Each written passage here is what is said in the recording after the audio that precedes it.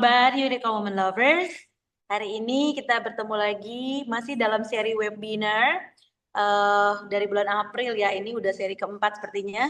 Kita masih dalam rangka bulan Kartini dan menyambut Hari Kebangkitan Nasional karena tanggal 20 nanti ya. Dan di sini kita ingin ada apa ya, mengajak para perempuan-perempuan Indonesia untuk bangkit dengan tema kita pada kali ini, melawan budaya kekerasan seksual dan berani berkata tidak ya, berani paling enggak belajar berkata tidak.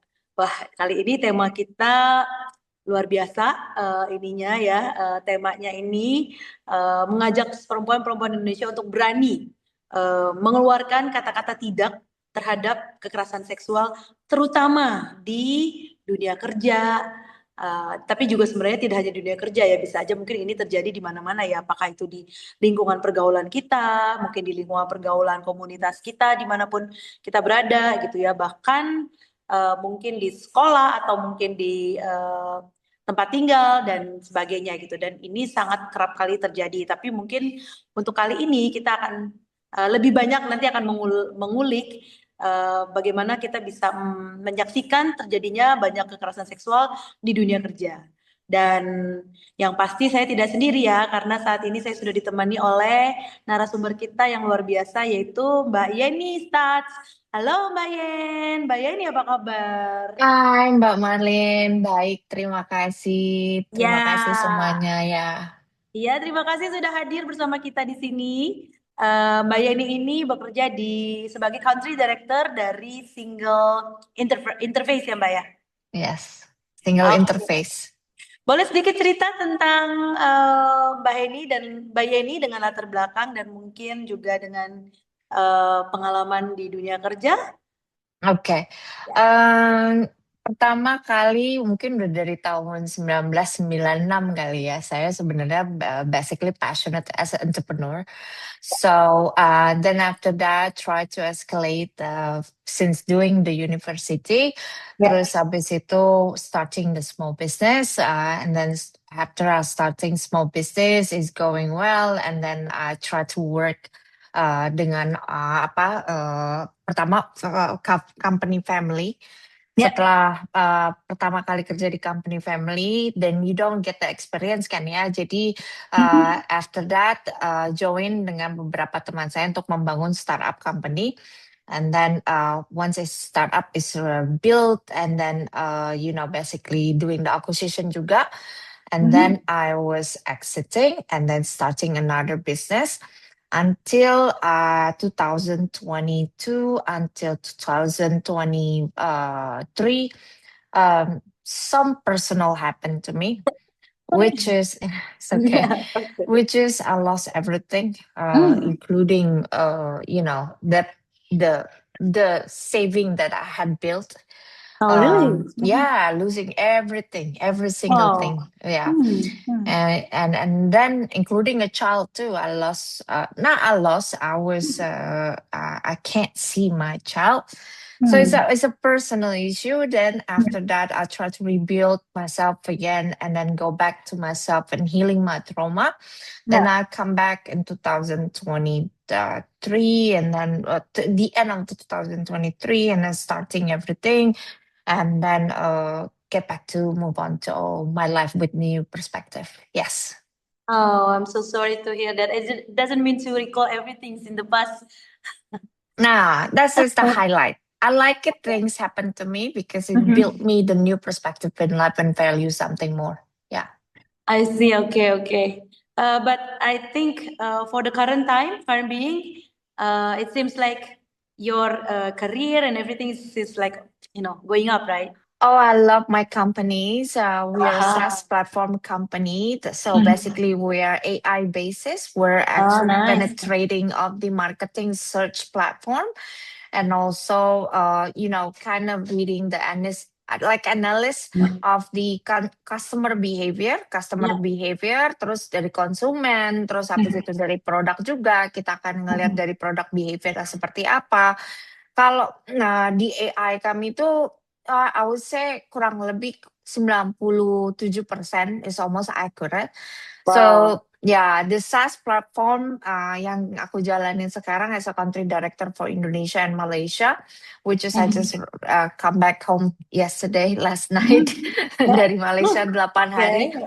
So, we has been established since 2024 until 2024 till today. It's all going amazing. Kita Yeah. pengen banget ngebahas terkait dengan topik mengenai budaya kekerasan seksual nih, ya Mbak Yen ya. Yeah.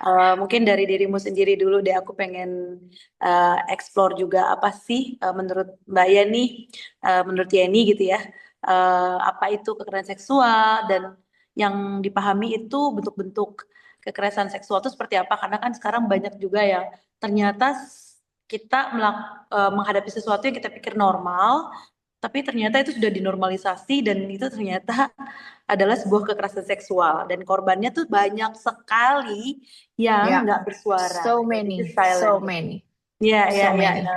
Any experience or maybe any things that you can share? So basically kalau dibilang melawan budaya kekerasan seksual itu bisa berbagai macam kategori. Just Ya, one satu kategori misalnya dalam let's say sarcasm, ya. sarcasm apa tuh di Kasar bahasa gitu ya. Indonesia? No, sarcasm is like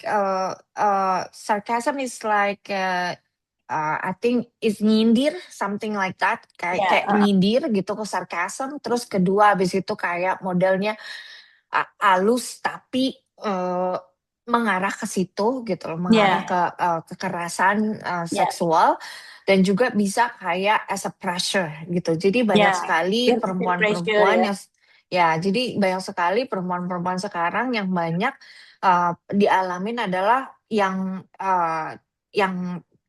tiga ini gitu loh. Tapi yang keempat ini kalau walaupun di dalam hatinya denial, tetapi tetap aja karena aku sayang, karena aku merasa ini beda cerita dengan between kantor, temen dan lain-lain ya, temen Ya. antara partner juga gitu, kalau antara suami gitu kan. Nah, kalau misalnya memang dalam keadaannya tidak lagi 100% fit atau 100% apa namanya untuk ya ibaratnya emotional disturbing lah ya kalau aku bilang kalau lagi ada masalah emotion itu kan nggak mungkin orang kita bisa paksa dan kadang-kadang dari partner kita juga pun tidak merasa oh iya loh dia lagi dalam keadaan misalnya depresi kah atau lagi mengalami sesuatu kah gitu kan. Nah di sini yang banyak di mana-mana perempuan-perempuan yang udah pernah aku temuin merasa itu denial dan merasa harus memenuhi wajibnya sebagai perempuan gitu. Oke, jadi menarik nih. Tadi ada kata denial gitu ya. Ya, Jadi ini yang menyebabkan jadinya tuh kayak jadinya normal ya, menjadi ya, normalisasi ya. Karena iya, sebenarnya correct. bisa jadi perempuan-perempuan ini mendinai itu gitu loh, karena saat tadi ya takut kah? Apa karena apa nih kira-kira menurut Wah, kalau Mbak Yen? jadi gini, banyak faktor. Satu faktornya adalah kalau misalnya ada di ruang lingkup kerja ya, mungkin merasa nggak enak, atau kedua langsung dengan atasannya, yang Ya. dimana kadang-kadang atasannya menyelendeng ke sana ke sini gitu kan. Itu Mm-mm. yang banyak saya temuin so far dari kolega-kolega saya yang dia alamin dan mereka kadang-kadang ngadu sama saya mesti gimana gitu kan. Jadi Mm-mm. kadang-kadang mereka diajak, oke lah kita pergi, kayak kamu meeting lah kamu di sana, terus habis itu udah minum-minum kan, bukan bukan begitu. Itu sebagai harassment sih kalau menurut aku ya. Karena Mm. berdasarkan kamu ikut suruh minum-minum gitu ya nanti lihat aja nanti gimana nya lo. Kita ngomong ini masalah klien misalnya datang dari abroad Ya. yang dimana Mm. pegawainya harus menemani atau memberikan guidance lah ya, ibaratnya Ya. kayak tour guide gitu. Mm-mm. Aku mesti pergi sini, aku sana ke sini ke sana gitu kan. Terus end up di bar mana gitu. Terus habis itu mereka merasa oh ya ini salah satu this is my mandatory karena in denial walaupun di Ya. dalam hatinya juga tidak ngena gitu kan ya, maksudnya ini something Mm-mm. yang nggak bukan di area aku deh kayaknya gitu kan. Ya Mm-mm. udah akhirnya dia juga akan menyerahkan oh ya udahlah karena ini pekerjaan aku mau nggak mau lah gitu kan. Ya, Mm-mm. tapi bukan itu, that's part of denial dari ruang lingkup kerja. Terus habis itu ruang pertemanan, dari ruang pertemanan beda lagi gitu kan. Hmm. Pertemanan bisa misalnya satu si orang A ini mungkin dia cuma nanya teman-teman biasa, cuman terus habis itu dia nyamperin atau dia minum apa segala macam, terjadilah gitu seperti itu. Karena Hmm. dan kebanyakan seperti itu kan gitu kan, Jadi Bro. ya, Jadi kadang-kadang kita sebagai wanita lebih mikir, oke, intuisiku apa ya pertama itu, terus kedua Hmm. M-ku tuh nih apa nih? Kalau misalnya M-ku emang ya misalnya ya udahlah coba aja gitu kan. Jadi Ya. kadang-kadang kan suka ada yang begitu. Kadang-kadang kalau enggak ini bukan dari area aku, then it's time to say no. Ya dimana Iya. kadang-kadang di sosial kita itu kadang-kadang nge-push-nya juga satu sama lain mungkin niatnya bercanda tetapi malah menjadi salah satu kalau aku bilang harassment gitu kan. Jadi Iya. banyak sekali yang Mhm. dimana kadang-kadang kita bercanda itu tata bicara kita nggak kita kontrol karena udahlah lo asik gue Mhm. asik lo asik gitu kan. Mhm. Tapi kalau belum memang kadang-kadang kita suka ya kadang kan eh, kita aja suka bercanda sama temen-temen gitu kan sama temen-temen tim kantor aku gitu. Cuman kadang-kadang, Mhm. stop, aku Ya. bilang don't go that far. Ya, kalau misalnya boundariesnya, kalau misalnya udah nih kayaknya berasa menyindir aku atau gimana Hmm. ke si orang yang dibicarakan itu, langsung kalau kalau kalau aku selalu mengencourage step in, Ya. maju, maju terus bicarain. Maksudnya apa? Kalau Ya. emang mereka nggak berhenti, ya udah baru ngambil jalan hukum gitu kan. Kalau Ya. mereka sampai nggak berhenti gitu kan, kadang-kadang boundaries itu yang susah. Takut ya karena perasaan yang banyak yang many impact ya. Jadi kadang-kadang, oh gue ntar dibilangnya nggak keren lagi, ntar gue dibilangnya nggak apa namanya sebebas gitu. Maksudnya Ya. apa sih ya? nggak asik atau Nggak mungkin asik harus gitu kehilangan ya, teman gitu kan. nggak asik gitu kan. Jadi many faktor yang dimana banyak sekali tidak ada encouragement udah set ini bukan persetujuanku dan ini boundaries aku, no. Nah, Mm-mm. makanya kadang-kadang kita nggak tahu dari perspektifnya orang gitu. Mungkin dia pikir oh aku cuma asal ngucap aja, tapi ucapannya mereka juga yang tanpa mereka berpikir main ngucap aja itu Mhm. kadang-kadang menjadi offensive untuk orang lain gitu.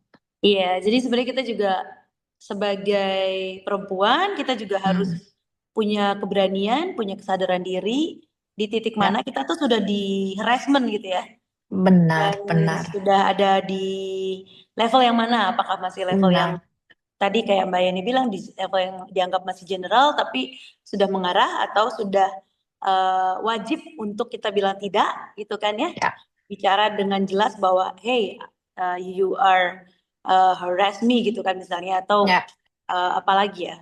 Gimana nih menurut Mbak ya menurut Mbak Yani ya membangun keberanian dan kesadaran diri tadi tuh mungkin lebih jauh lagi seperti apa ya kira-kira? Nah, jadi gini, kalau untuk membangun keberanian dan kesadaran diri, pertama-tama kita itu lihat dulu Mhm. kondisi dari pertemanan, kinerja kita seperti apa, terus habis gitu lingkupan perkawinan seperti apa, ya kan? Jadi ada Hmm. 3 faktor, pertemanan, pekerjaan, Teman. perkawinan, gitu kan? Kerjaan dan perkawinan. Nah, dan perkawinan dan juga publik. Jadi ada 4 kategori 4P nih.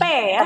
Iya, jadi kan ada 4 kategori yang bisa dipecah gitu loh. Mhm. Dari setiap perempuan yang mengalami kekerasan seksual. Karena gini, satu, aku aja lari nih di jalan.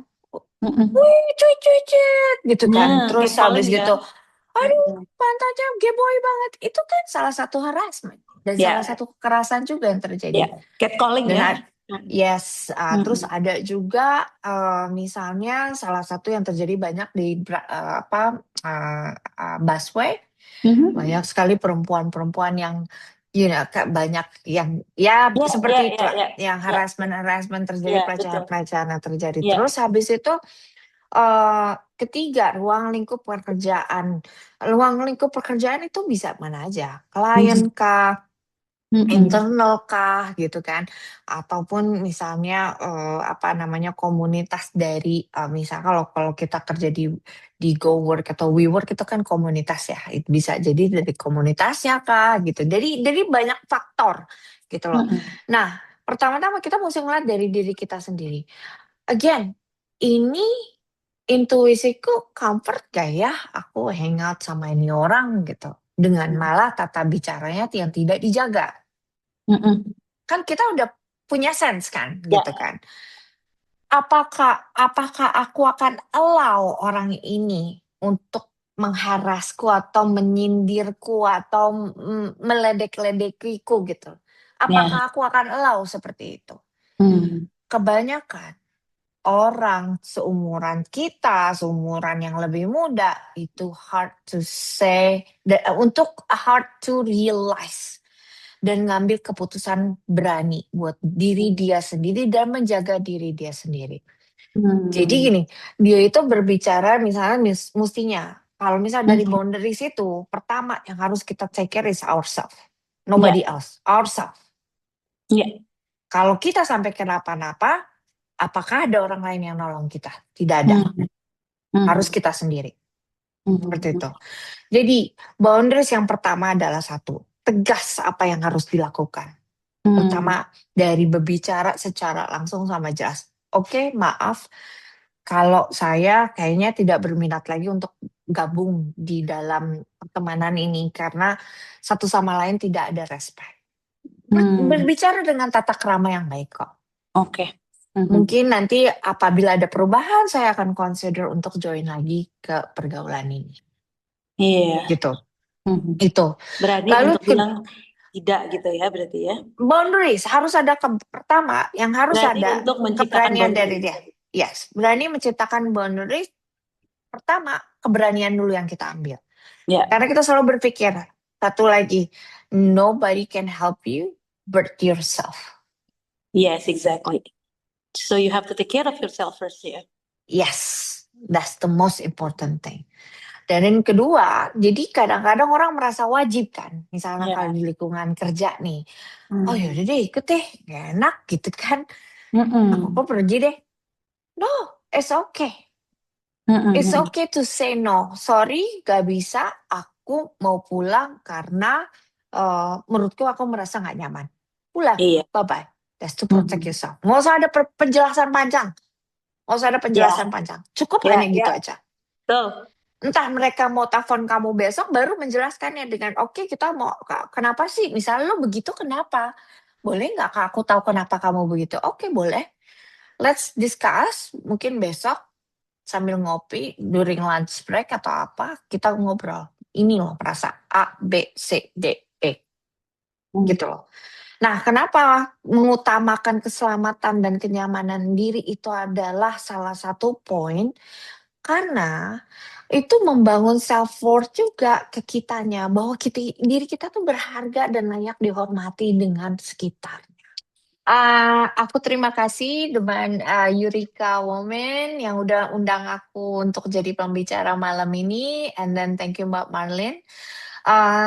Jadi pesan-pesanku adalah satu, self worth itu yang sangat penting, yang dimana banyak sekali harus memikirkan diri kita sendiri. It's okay to be selfish atau jadi orang egois, nggak masalah gitu, untuk melindungi diri kita sendiri seperti itu. Dan try to say no when you intuition say not good gitu kan. Jadi create that boundaries. Itu sih. Great. Thank you banget ya Mbak Yani. Sama-sama, thank you. Sukses terus Thank you. pekerjaannya. Amin. Semoga bisa menjadi berkat terus buat perempuan-perempuan di sekitarnya, di lingkungannya maupun komunitasnya dan pekerjaannya ya. Ya. God bless you. Terima kasih, thank you. Thank Terima you kasih semua, semua. Yoga Woman Take Lovers. care. Kita pamit Bye-bye. ya.